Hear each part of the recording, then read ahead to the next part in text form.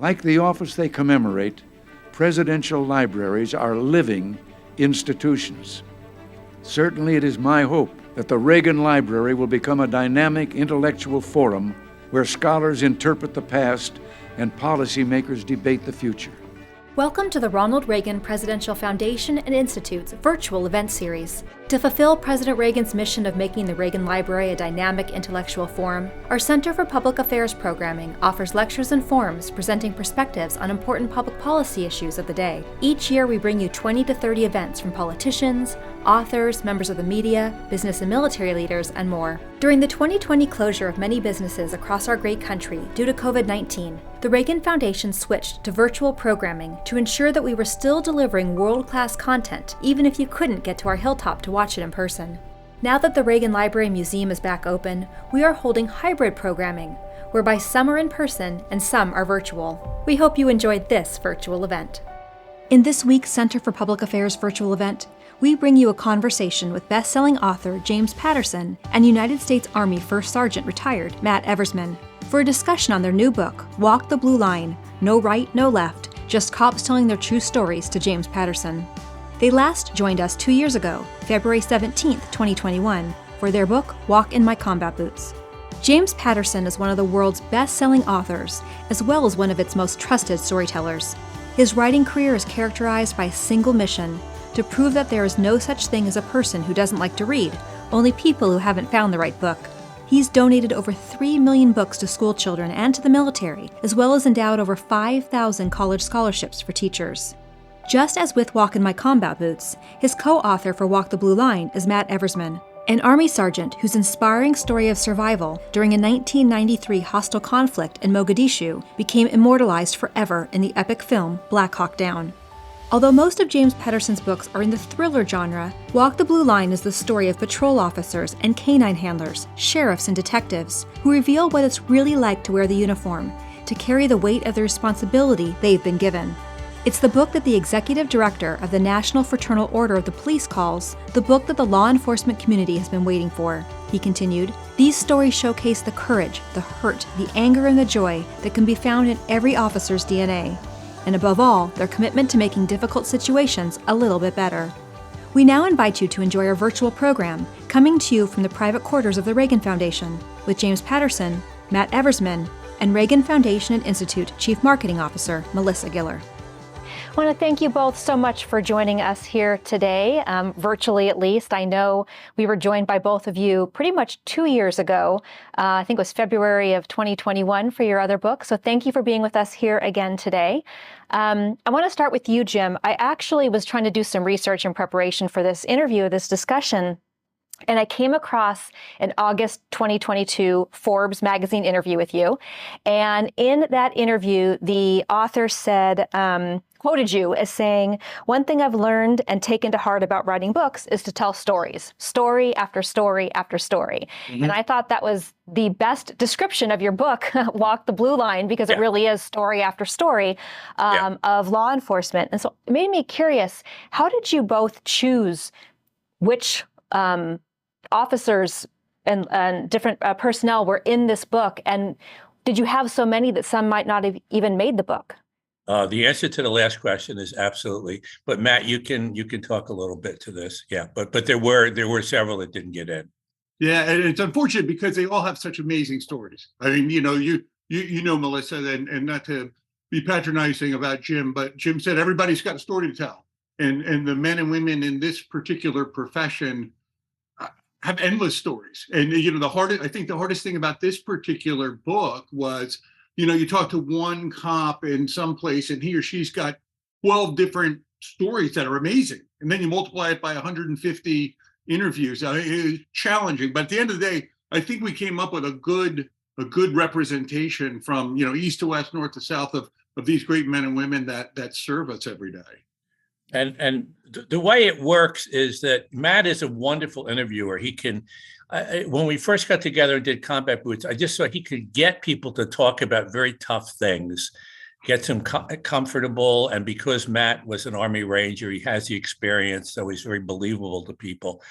And then to take those stories and we would cut them down into these 6 or 7 page So it just goes story after story. So this thing is extremely readable. I will guarantee that anybody who's watching, you're going to be amazed by this. You will learn things that you've never learned before. And one of the things that we heard over and over and over again in terms of people who have read it already, especially police officers, is that finally somebody told our story, our side of it, and they got it right. And it is not pro-cop. It is not anti-cop. It's just cop. This is the whole thing. This is if you really, and if we're going to move forward and we keep, having these stumbles, the latest in Memphis, and then nothing seems to change. It's not going to change until people start listening. And this book, it is the cop side, and it's sad, and it's funny, and it's tragic, and there's anger, but if you read it, you understand. And what we need to do is all sides of this problem, they need to talk and they need to listen, in our opinion. Yeah, and that really, you basically just answered my second question, which was, so like you said, this book is very readable. I read it in 2 or 3 sittings. I finished it about a week or 2 ago. And then Memphis happened, and it made me think it's even more important for people to go out and read this book, to share the good stories, to share the heart of these people who wear blue and serve our streets every day. They're not all bad. There are more good than bad, and many more good than bad. We went out. Matt and I went on. We both have been on several, but we went on a ride along recently with the sheriff, and he said that in that county there had been 1 million calls for help this year. 1 million. You service 1 million things. One, every time you go out, there's a danger of a problem. There's a danger that somebody's going to take a swing at you. You're wearing your bodysuit, which is an uncomfortable way to live your life. It's dangerous. So things are going to go wrong. It's inevitable. And it's not an issue of, it's not like there are like millions and millions of bad cops. There are some. And there are bad situations, and people get overheated, and then there just are some, like anything. I don't care what you do, your journalism, any business. There are going to be X number of people that are not ideal. They're not suited to the job, and this job is just so hard. Melissa, I just jump in on what Jim said to add for a second, and you after. A little bit about background. I was a soldier for 20 years and a couple of deployments, but talking to these men and women every day, everything Jim said, wearing their body armor, and you finish it at the end of the day, you hang up the phone, you think, why would anybody do this job willingly? I mean, that was my 2 cents. Why would anybody do this job, that's basically on a deployment from the day they sign up and get a badge and a gun till the day they retire?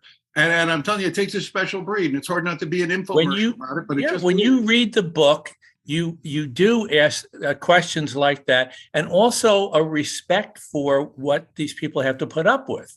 It's just, and I think that Matt and I were talking about this the other day, that back in Vietnam, or at the time of Vietnam, there were a lot of people running around very negative on the military, and that's evolved to a healthy place now.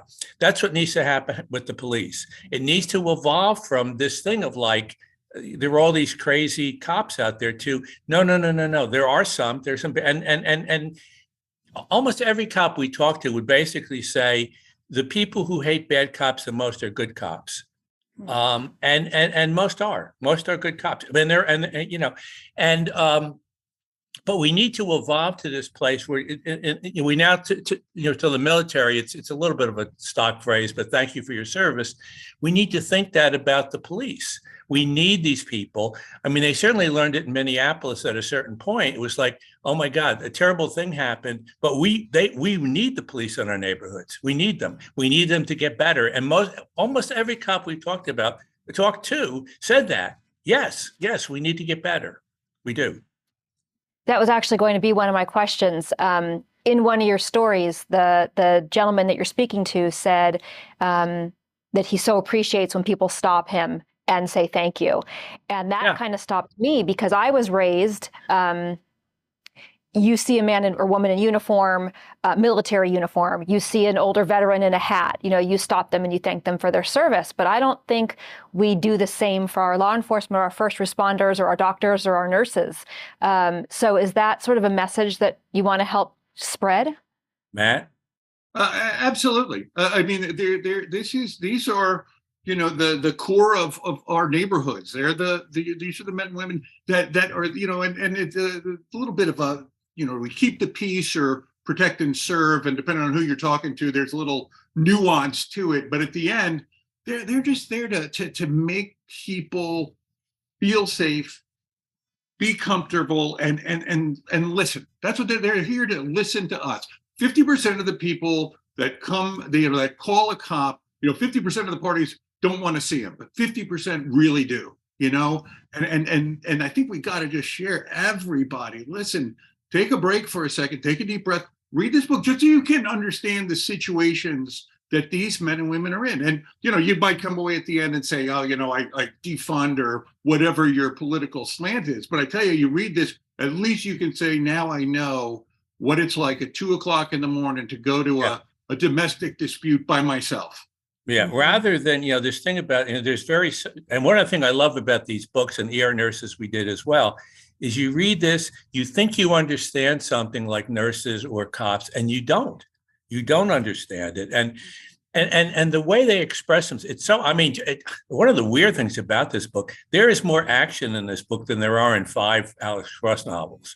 It is not boring. It's unbelievable the amount of stuff that happens, but also just the way these men and women express themselves, that you get something. Like there was one of the police, and they were out there, and the people in the neighborhood go, you don't care. And she said to to people in the neighborhood, if I didn't care, why would I be here at 4 a.m? And these people, they do care. Yeah, absolutely. So, as I mentioned in the beginning, we had you 2 years ago for Walk in My Combat Boots, where you spoke to members of the military. Did you know then that it was going to be a series? And you just mentioned you've spoken to ER nurses. Does that mean there's a third coming out? Well, this is a third. We did ER Nurses, and then this is the third. Weirdly, we're doing one, it's a fun book. We're doing one on booksellers and librarians, believe it or not. And I think we're going to call it, which I think is kind of humorous, and I think that booksellers will love this, The Secret Lives of Booksellers and Librarians, which I think will be fun. And once again, that's another group that's misunderstood. And then I think we're going to do teachers.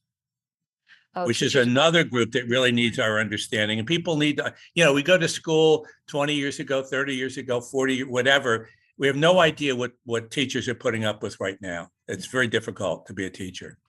Yeah, my sister is a middle school vice principal, and I speak to her almost every day with the horrors that she has to deal with, and just what these students go through. And I think the teachers would be a fabulous. It's the ups and the downs. And one of the things about this book, Matt mentioned one, but there are several things here where you feel it can be very heartfelt. There's one guy, and he would go into this coffee shop all the time in his SWAT gear, and the baristas would come out from behind there and give him a hug, like that. Or this one guy was standing in a grocery line, and there was a man behind him, a little younger guy. And he tapped him on the shoulder, and he said, you wouldn't remember me, but when I was 12 years old, you straightened me out, and it was the most meaningful thing that happened to me. And now I have a really nice job, and I have a family, and it's thanks to you. So there are a lot of stories like that, very, very heartwarming too. And by the way, there are some cops on here, and we're not going to, but who are cowboys. And you read the thing and you go like, okay, this person is a little bit of a loose cannon, and you just read it and you come to your own conclusions. But that's why I said it's not pro cop, it's not anti cop, it's just cop. Here they are, and mostly really well intentioned, and people also don't understand how difficult it is. The notion of it's 4:00 in the morning, and there's a domestic dispute or whatever, and you got to climb 3, flights of stairs, and it's dark, and 80% of the people in that town own a gun, and that's your job, and we don't appreciate how hard that is. Stop already. Stop. That's crazy. We need to understand how hard it is. Matt knows. Matt's been in combat in tough places. Yeah, no, and it is. Nobody likes to be in a gunfight. I mean, other than weirdos. I mean, nobody wants to go get punched in the mouth every day, literally. And I heard it, 150 times, Melissa. Somebody's like, just knowing today, I'm gonna have to go hands on, I think is a phrase. And you think, we don't do that going to work at the library, the foundation, or the bank. And yet they do it for 10, 15 years. I mean, it's I know I'm a broken record on it, but the stories they're just so compelling. Almost, I mean, you can't compare it to soldiers, nurses, or cops. Who cornered the market on bravery and service. Anybody who reads this, you will become a broken record, whether you want to be positive or negative about talking about the stories that you read. Because they affect you and they change you, and one way or the other. I think you're definitely going to walk away from this going like, this is a really, really, really, really tough job. We need to appreciate, if nothing else, how incredibly difficult the job is. And if we want to attract, I mean, here's the one thing: people are going like, oh, we got to attract better people. And as people are saying, oh, they're bad cops. Oh, go join this group, right? That doesn't make any sense. How do we expect to attract people into this profession if we don't show respect to the profession? Doesn't make any sense. Or this thing, yes, in certain cases, it will be better for a psychologist to go and deal with a certain. On the other hand, it's 4 a.m. and you're a psychologist and you're 24 years old, and they go ahead up there. If there are gunshots, we'll come up but that's where you have to get real about. Okay, yeah, in some situations that'd be a good thing, but in a lot of situations it could be very, very dangerous for people. Well, and Matt, you served in the military, as we've spoken about, and I know the two of you did your other, Walk in the Combat Boots book. But as I was reading Walk the Blue Line, I felt a lot of similarities between military and police officers, and sort of similar stories, similar situations, similar mindsets. I'm assuming you saw a lot of that. Yeah, absolutely, and in so many ways, they're simpatico, mission focused. Selfless servants. They're there to protect. Good versus evil.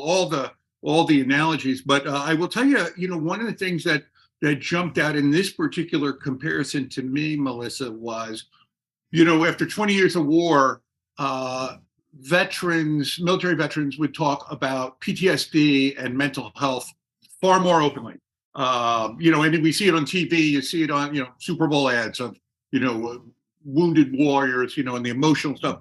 The cops are right there, in the same category of mental stress and anguish, and yet they're so far behind at it being accepted and addressed. And I found a lot of them, would talk about it, some very, very openly, but it's a heartbreaking, and you could just feel it. At least I could feel it listening to them.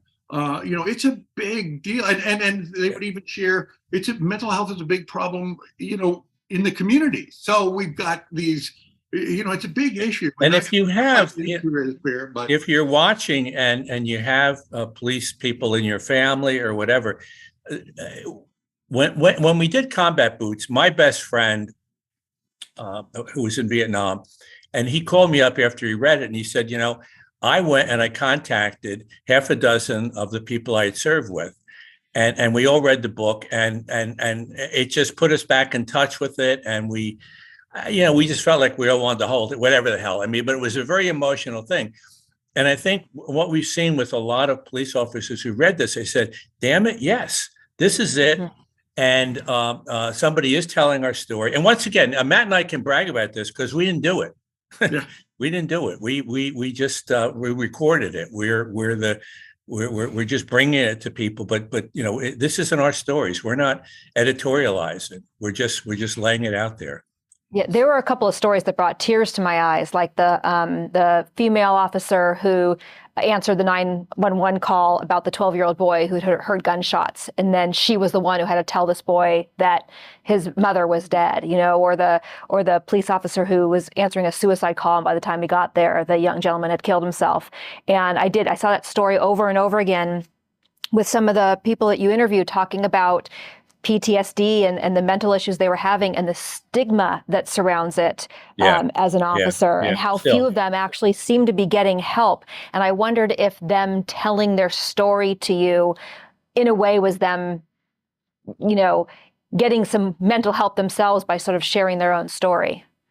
I would just jump in and say, and more than one, and this I take no credit for, like by any means, like I'm the counselor, but more than one would email afterwards, "Hey, I really appreciate you listening," and I take it in the spirit it's intended, And as you read some of these stories, they got a little deeper about some of the kinds of therapy that we're doing. But I think, like anybody, whether it was soldiers or nurses, quite a few of these nurses, same thing. They're like, thank you for listening. It's just good to share it with somebody. And Jim was saying, hopefully, those that are watching this tonight, or tonight, and those that read this book, if you got a buddy that you think might be in distress or not, just give him or her a shout and just say, "Hey, how you doing? Checking in." And just to go back a step or two to what Matt was talking about, there are groups like Wounded Warriors, things like that. It isn't out there in a significant way for cops. And it needs to be. And people need to understand that in the same way that, we can all grieve about what happened to Memphis, and we should. That's a terrible, terrible event. It should have never happened. It did. But things, we just reading today, it was a cop killed. And that also, we need to point to those things and go, okay, here's another tragedy. Here's another family without their dad, et cetera. And we just need to balance the books a little bit and not be ashamed of it. And people will criticize that you're going to say, oh, why are we talking about cops being shot? Well, because that's the other side of this, and that's bad as well, very bad. I just a quick add on to that, Melissa, if I might. The Department of Justice statistics showed that in 2022, 300 plus officers were shot in the line of duty, and 60 something were killed. And again, this is not a who's right or wrong or who's braver or not, but this is just, no one ever talks about the danger of this job. And as Jim said, it was just up the road from you, up in Fresno, 11 o'clock in the morning, a policeman pulls somebody over, gets shot 3 or 4 times, and done. It's horrible. Yeah, those are stats I was not aware of. That's staggering. A little bit lighter question next. All right. That's all good. So your book was broken into 3 main sections or 3 chapters, right? Protect, serve, and defend. And I was curious if there was reasoning of which stories were chosen for each of the 3 chapters. It must have been. Jim Patterson answer. Yeah, no, I mean, it just makes it easier for readers to some organization, and obviously we would. It depends. A lot had to do with the stories that we chose in each piece. That I think you could, depending on which stories you chose for which officer, they could wind up in a different section. They could have easily, but anyway, that's how we broke it down. Sure. Now, things have obviously changed so much over the last 10 years, over the last 20 years. And with the smartphone, right? Everyone has a camera. Everyone has a video camera. Everyone has social media. How has that changed? And they're wearing cameras. Their cars have cameras.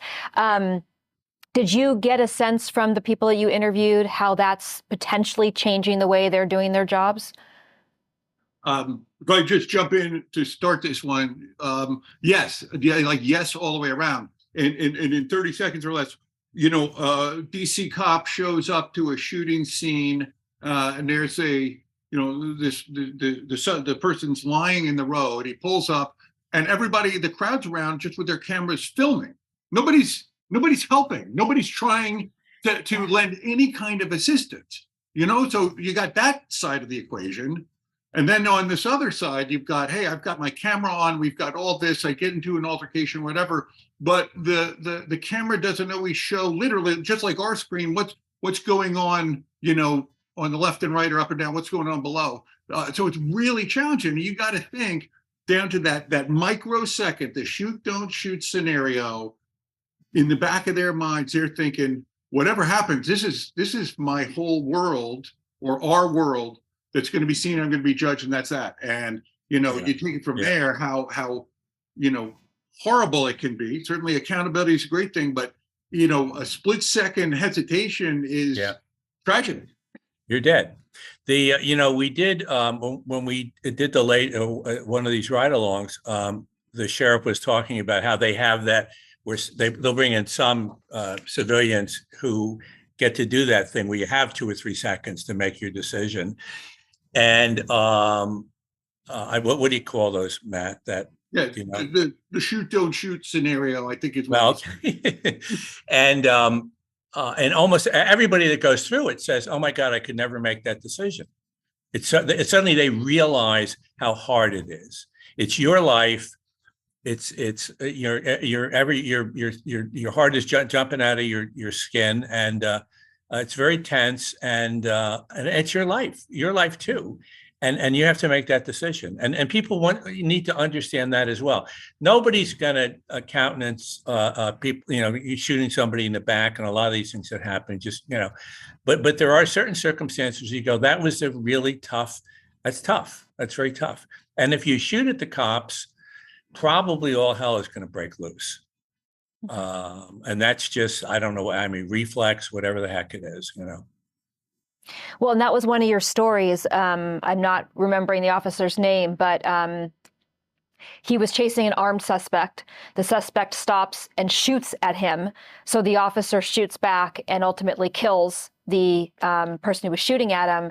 And the public immediately cried that it was a racist killing, even though the officer himself was, I think he was Hispanic. I think it was Sanchez. And so it made me sort of, again, that same question of officers need to do their jobs. They can only protect and serve if they're doing their jobs. But are they hesitating now because they're worried about the public backlash? Yeah.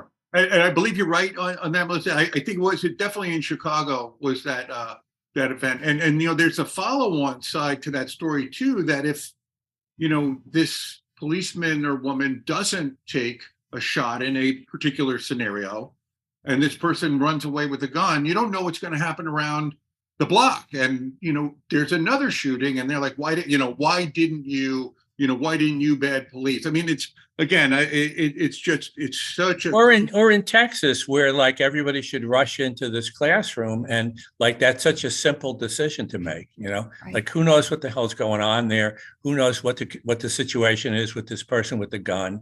There's not, it's like, but people go like, oh, well, I would have handled it this. What are people are crazy, They're just the stuff that they come up with. You go like, seriously? And one of the things, a lot of people, their knowledge of police is like videos, this thing in Memphis, which is terrifying and terrible, but that's their knowledge of police. No, you read this book and then you're going to have some knowledge. And some of the stories, I mean, there was a hostage situation, and the person was saved. He said, I saw you rush inside and knew God had sent his angels. That kind of thing. Or, I mean, there's one story in there where it's a woman and she's, recently out as a detective, and it's what looks like it's not going to be a heavy duty, raid on a house about drugs. And she walks toward the garage and there's some little kids in the car. And then 2 men come out and start shooting at her. She's a new cop. She kills both of those men and she gets wounded 9 times. I mean, there's some of these stories, you just go like, my God, it's just so unbelievable. And then there's another story with John Wayne Gacy with this cop who went, because Gacy had reported what, a robbery, Matt? He had gone to the house first for a robbery, and then a couple of years later, after Gacy was arrested, he got the short straw and had to go sit and watch the crime scene for a couple of days in the cold. in a lounge chair as they, unbelievable. Yeah. crazy. So we've been talking a lot about the violence and the bravery and all that side of it, but you had mentioned a little bit ago about how you were in a ride-along, and it made me remember when I was in college, I was in a class called Voices of the Stranger, and for our final paper, we had to find someone in the community that we would never interact with and write a paper on them. And so I did a ride-along with a Los Angeles Police Department drug officer. And we were in, LA, and he kind of wanted to show me the other side of it. And so he would pull over drug dealers who he knew and just have a chit chat with them so I could kind of see that interaction. There was a guy named Snoopy, and they literally having a great, laughing conversation. Yeah. These police officers become members of the community. And I know that sort of came out in your story as well. Yeah. Yeah. Well, it's interesting. You talk about LA, Melissa, I think it's one of the first stories in the book, about a LA homicide detective, an LA County sheriff in the homicide world. And he did just that. He just started out building his own database of these drugs, and he would get out and walk and talk, and, he'd get to know them all, literally. And of course, he would use that information down the road as he started to, solve crimes and sadly homicides. But, he's just out on the street, and out there, you got to be in with them, and you've got to have some humanity. Billy Evans talked about that. You gotta, no matter whether they're bad guys, but you've got to treat people with respect as best you can. The other thing you'll run into, which is related to what Matt is saying, are these microcosms where it is working. A certain neighborhood where the police, they've made it clear to people that they're on their side, and there's cooperation. Or in some of these small towns where it's like, okay, people start to get on the same page, and that's what needs to happen. And the more that happens, the better it's going to be for everybody. That the cops know you. And once again, the cameras on the one hand can be a positive because it's going to eliminate some of the quick anger situations and the inappropriate behavior, which is good. But also, you just can't spit in people's face. You can't do that. Seriously. I mean, you're on a job and somebody's spitting in your, that happened a little bit during COVID. People spitting it. That doesn't work. Or you pull in and somebody throwing bricks at it off a rooftop at your police. No, it's not going to work. It's not helping anybody. It's just not moving this thing. So much of it is just the different sides talking to one another. And that, that may seem Mickey Mouse, but it isn't. Because that's really what it has to come down to. And then the public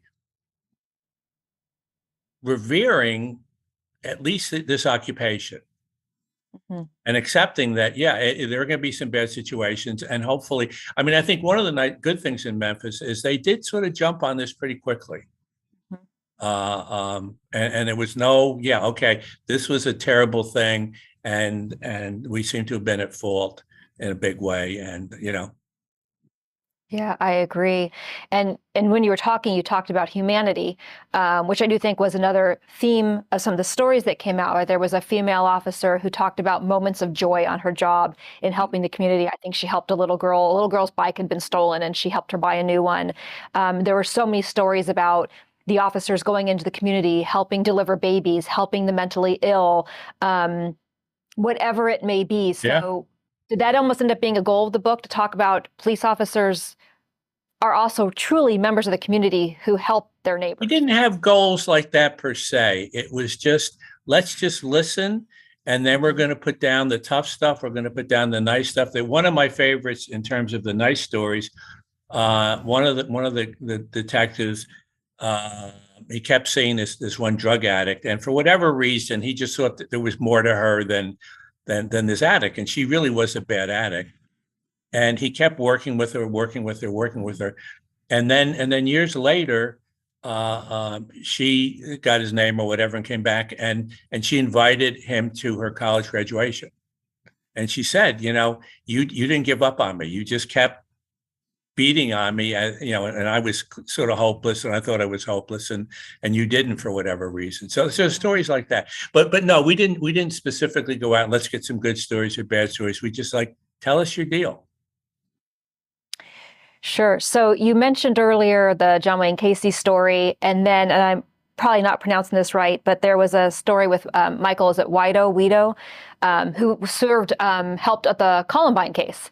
And so then it made me wonder, I know you let the stories come to you, but did you try and find some officers or law enforcement who had done these big cases, or was it truly by coincidence that these people that you were interviewing were involved in these huge stories that, the whole world was enraptured with?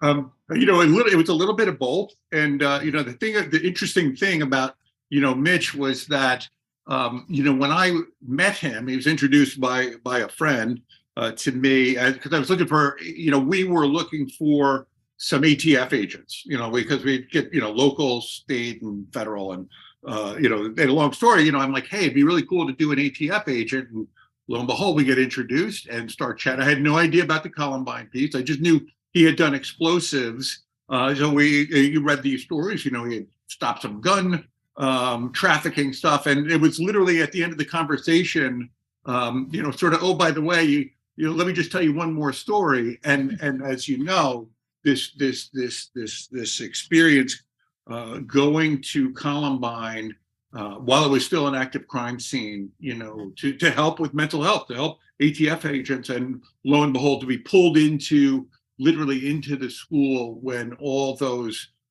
kids were still on the floor. I mean, the word I told Jim, I said, they're shattered.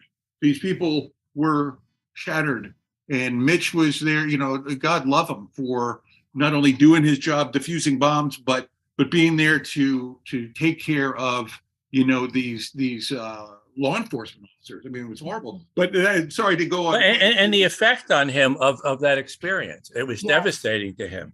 He never, nor would you, get over that, having to deal with all of these bodies, because there was a crime scene. You're right there, and at this horrifying situation. And the thing that I wasn't aware of or had forgotten about was just how many explosives. And that was part of the reason that he was there. And these hallways are like littered with explosives. I mean, it was. And in that story, I think it ends with, and it kind of stopped me in my tracks as I was reading it, imagining the phone call to the mother of the daughter, because these parents sometimes weren't told for up to 2 days that their child had passed away, and what that must be like to be the person on the phone on the other end. Yeah. Brutal. So another thing that I saw come up in these stories quite often is how all-consuming this job is, and how many of these stories, they were at a wedding or a family dinner or their child's soccer game or dance recital, and they'd have to walk away because the case was calling them. We all work long hours. I worked 12 hours yesterday. Oh, it was a hard day, but I got to go home to my children. I got to go home to my husband. So that was another one that I think kind of took me aback of how much they sacrifice. They're not just sacrificing their actual life, but they're sacrificing their family life as well. Yes. Yep. It has a terrible effect on the families of these people. That's another thing that we don't talk about, how hard that is. Yeah. And you think, and it's in the book about one of these sheriffs, I believe it's a LA County sheriff, if I recall, but he's like, I don't remember my daughter's, rehearsal dinner because I was, had to leave for a case. And you got to think too, what kind of mood is that person in when they arrive? Much like the person who's just having a bad day and the cops show up. What kind of mood? You got to be aware of both of them. And I know it's back to what Jim said. There's got to be some sympathy and empathy on both sides. To diffuse things. I'm not trying to make it easier than it is, but that was the case. A guy who the most important day in his daughter's life, and he's like, I don't remember any of it. You're like, oh my gosh, it's horrible. Yeah. But even this idea, I mean, of people thinking it's 50-50 with good cops and bad cops, that's not right.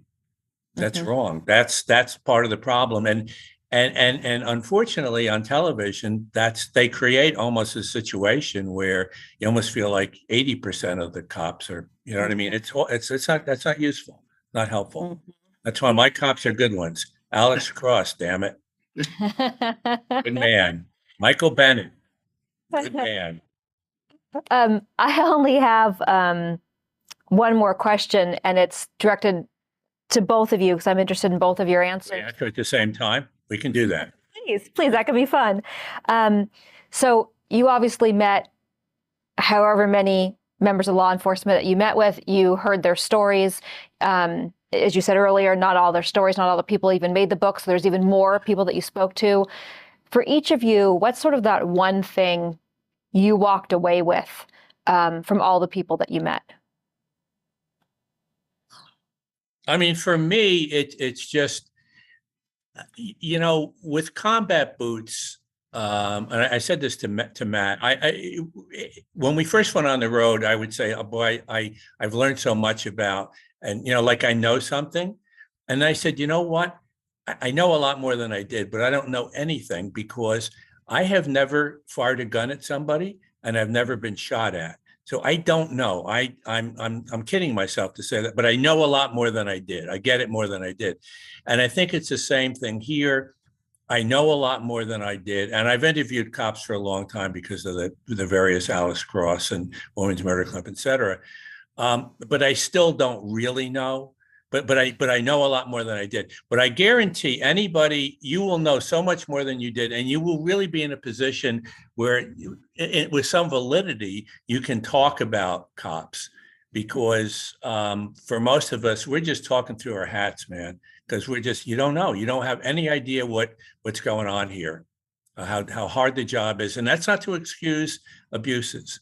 That's the last thing that we're doing. And as I said, and it really is an important notion that, and I said it once before, that nobody hates bad cops more than good cops. And most cops are good cops, not flawless cops, and that's another thing. We keep going, somebody, seriously, who on any job, I make mistakes all the time. You probably haven't made any, Melissa, but no, we all make mistakes, and all of us, but suddenly we expect, cops to be perfect. In the situation that they're in. That's crazy. That's just it's like nuts. It just doesn't make any sense. Even you listen to editorialists on television. What? Are you kidding? What are you talking? I don't understand where people where do they come from? It's madness. I'm sorry, but Matt? Yeah, well, it is madness for sure. I can only, as I kind of mentioned earlier, I compare it to my experience in the military. And, the military, you deploy, you come home, you retrain, you refit, and then you get ready for the next thing, months down the road. But these guys and gals, they get sworn in and then they're off to the races. And they don't get a whole lot of time to train. They get no time to refit.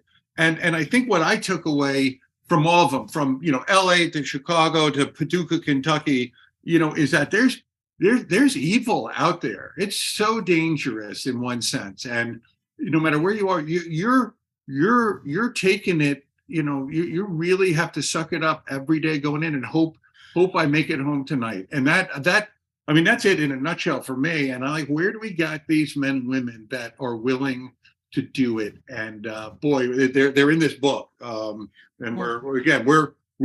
we are statistically speaking really good at policing. They're, what happened in Memphis, horrible, but, there were 699,990 cops that did it right, on that day. And those are pretty accurate, numbers. I mean, I take my hat off to them all. The other thing that Matt just said, which is interesting in terms of how do we inch this thing in the right direction. And once again, it's not defunding, it's more funding so that there is better training and there are these rest periods, and because that needs to, if you really understand it, and they have to stop with this, we're just tough guys, No, let's stop that. You're not as tough as you think you are, and we have to stop that. That's one of the craziness that's got to get out of the system.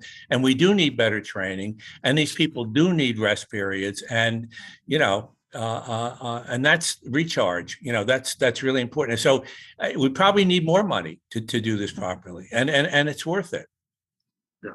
Yeah, no, I agree. That's really well said. So I need to first, thank you both for joining me today, but I also need to thank you both for writing this book, for writing Walk in My Combat Boots. I didn't know about the ER book. Now I'm going to go read that one. But you're telling stories that everyone needs to know about. You're telling stories to humanize and personalize professions that we don't necessarily understand. And the books are very easy to read. And you said it earlier, they're page turners because each chapter is a different story. Every 6 to 7 pages, you're learning something new. And just, again, thank you for helping all of us understand a profession that we might not understand. So I encourage everyone to go out and buy the book. You can buy it from us. You can buy it from anywhere. And I just want to thank you both so much for your time today. And we wish you luck on the next series, and we hope to see you back. Thank you. Thank you. Thank you. Thank you, Matt. Jim, as always, a pleasure. Thank you. Thank you for joining us for today's virtual programming event.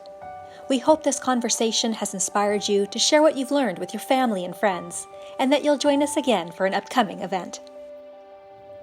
And let me offer lesson number 1 about America. All great change in America begins at the dinner table. So tomorrow night in the kitchen, I hope the talking begins. And children, if your parents haven't been teaching you what it means to be an American, let them know and nail them on it. That would be a very American thing to do.